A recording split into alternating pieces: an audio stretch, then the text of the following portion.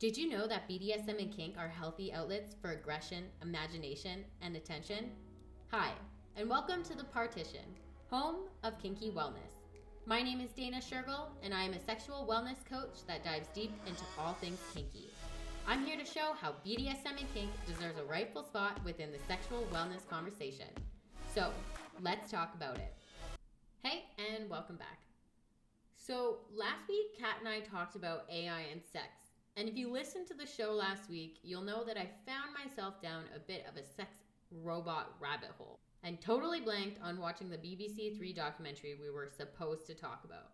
Luckily, since then, I had some time to watch it. So in this episode, I'll be giving my perspective on the original documentary I was supposed to watch, along with the information I found on sex and AI from my little rabbit hole adventure. So to recap, the video that I was supposed to watch was called The Future of Sex, Sex Robots and Us, which was done by BBC3, and the link will be in the bio. Because the research that I found on sex and AI was actually kind of gloomy, I certainly had a lot of opinions watching this 35-minute documentary, so let's get into it. So the husband and wife that Kat was talking about that makes the sex doll is the first storyline that you're introduced to. And I totally understand what Kat was saying about the sex dolls giving a bad hand job, because the actions that they showed the doll doing truly looked like a limp hot dog. Like, it was actually so ridiculous. But what I found the most interesting part of their storyline is the documentary points out how the couple uses the sex dolls within their own relationship. So the husband says he uses the sex dolls about 3 to 4 times a day, and of course uses the dolls. And when James Young, the reporter, asks his wife how she feels about it, she says that she's okay with it because it calms him down. Personally, I found this kind of interesting, and it made me ask myself if I would be okay if my husband had a sex doll that had sex 3 or 4 times a day. And like, a part of me wants to say yes, like, to be supportive, but I really know that in my heart, I don't think I'd actually be okay with it.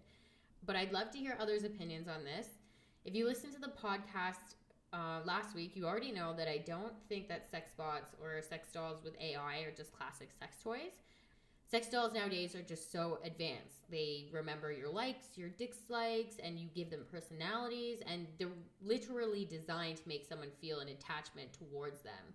And so the person that buys them feels some sort of companionship from them, which creates this gray area, or at least a area for sure, of robots replacing intimacy. And this gets even more crazy when the facts in the documentary are saying that in 30 years from making this video, which was in 2018, people will be having more sex with robots than humans. And I definitely think in 2048, life is going to be like that. I'm just worried that it just might happen sooner. Another part of the documentary is about this guy who claims he's selling his sex toys or wishes to see his sex dolls in old folks' homes to make people less lonely. But that's the thing. The research that I found on this said that before 2018, there wasn't actually any scientific evidence to support the facts that sex dolls actually can help somebody mentally, emotionally, and physically. Literally, there was literally a study to bring all the scientific evidence together on the benefits of these sex bots, and they literally could not find any actual scientific evidence of that, even though these big companies were marketing all these magical, wonderful things for them. Instead, they found 4 themes that describe the alleged benefits sex bots are supposed to give, which are safer sex, therapeutic potential, potential to treat pedophiles and sex offenders, and changing social norms. Just a side note, once again, I found this article on Medical News Today, and when you go to the actual report where they cited it, which is the BMJ Sexual and Reproductive Health site, it's not there. They took it down, of course. I don't know. It's so weird when these things come out and then they're taken down, because this isn't the first time this has happened to me while researching into kinky wellness.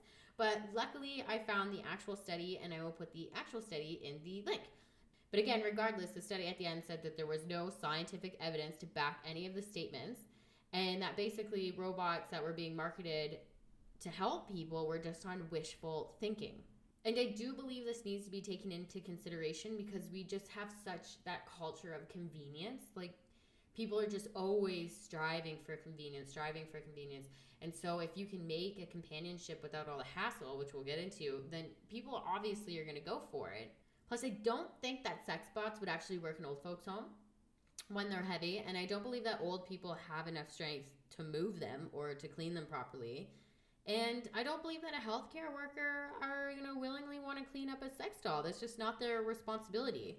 Plus, I don't know about the UK, but the COVID lockdowns actually showed how fucked up our old folks' home situation here is in Ontario. Like, I think everyone knew it was bad, but the lockdown just kind of blew the lid off that.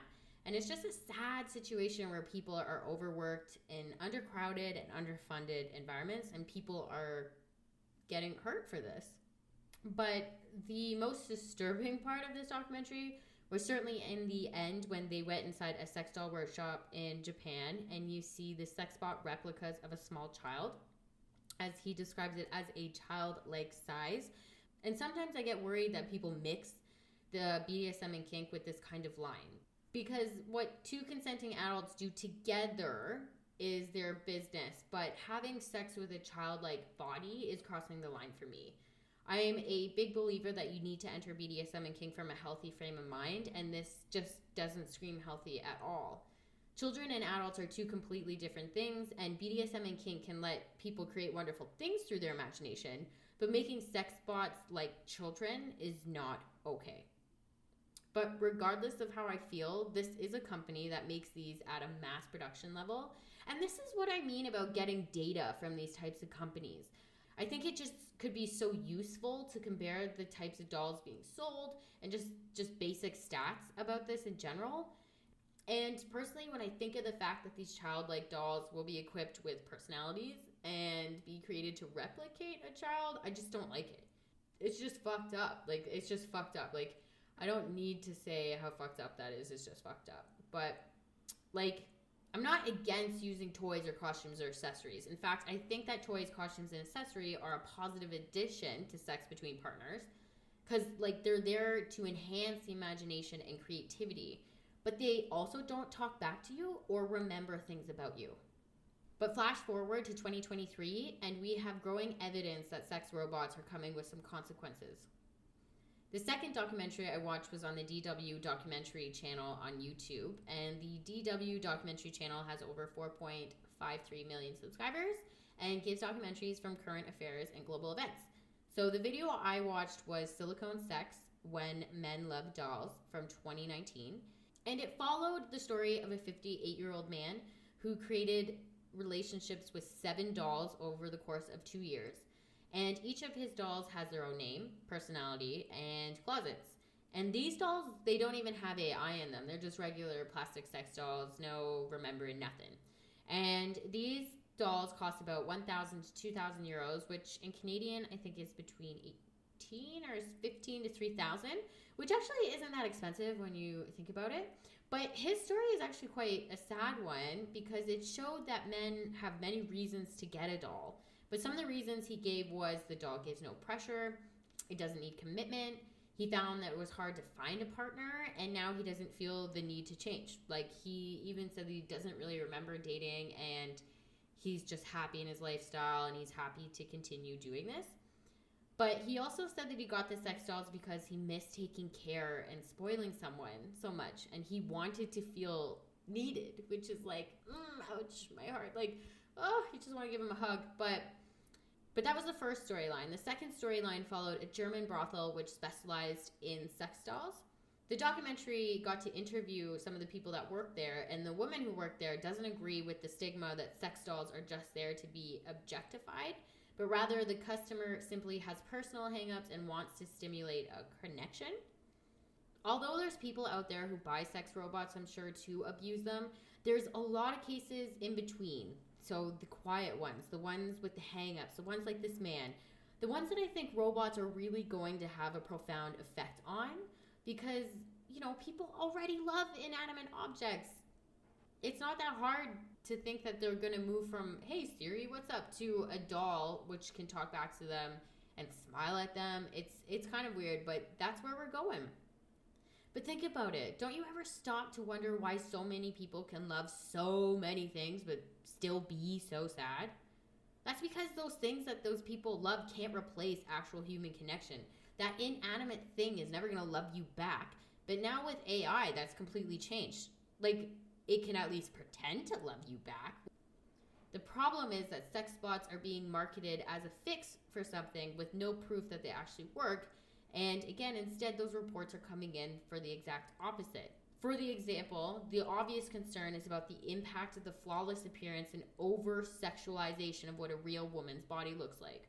Which, fair enough. In this documentary, they featured a place that had 300 head options to choose from. And this only made me think of a movie that I watched at my dad's house, which is super crazy and creepy, called Return to Oz, which is basically about Dorothy going back to Oz, but it honestly has nothing to do with the Wizard of Oz you might be thinking. This movie has nightmare fuel written all over it. It literally features Dorothy almost getting electric shock therapy. But anyways, one of the evil people in the movie is the queen, who has this walk-in closet full of heads. And each morning she can pick out whatever head she wants. And the situation with the sex bots certainly reminds me of this. And honestly, if you've seen that movie, please let me know in the comments. I need to connect with more people who have seen this creepy movie. But anyways, you can see how this can be problematic, right?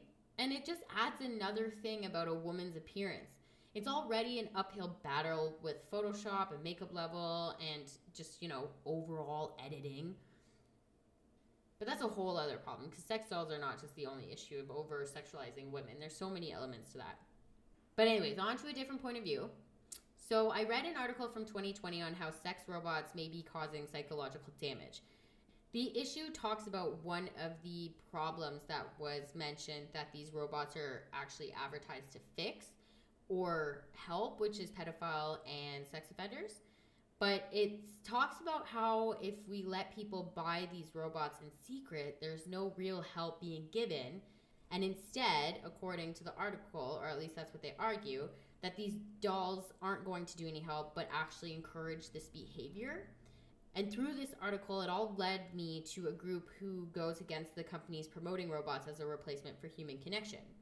The group is called Campaign Against Sex Robots and was created in 2015 by Professor Kathleen Richardson. Kathleen is a PhD professor and teaches ethics and culture of robots and AI at De Montfort University. The group's main goal is to make it illegal to market sex dolls as a replacement for human interaction. And they had a list of 6 goals written on their website, and I wanted to share those with you. So goal 1 is to abolish porn bots in the form of women and girls. To offer an alternative relational model of sex and sexuality informed by mutuality. To challenge the normalization of porn bots as substitutions for relationships with women. To oppose the development of child sex abuse dolls, robots, as therapeutic for pedophiles. To offer up an alternative vision of technology where women and girls are centered and valued. To work across the political spectrum with those who value the dignity of women and girls. And I like their points.